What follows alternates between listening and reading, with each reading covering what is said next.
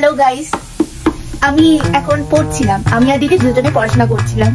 তো হঠাৎ করে আমার একটা জিনিসে নজর গেল, আমার দিদির একটা কারুকার্য। সেটা কি?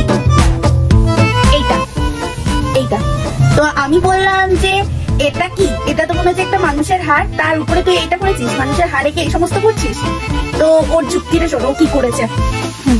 এটা হচ্ছে এটা দেখে শুনু, এটা হচ্ছে মুখ, এটা হচ্ছে নাক, এই মুখ দিয়ে, এটা হচ্ছে মুখ, এই মুখটা দিয়ে ও ছুরির মতন চিচি চিচি করে সবারই কথাগুলো কেটে দেয়।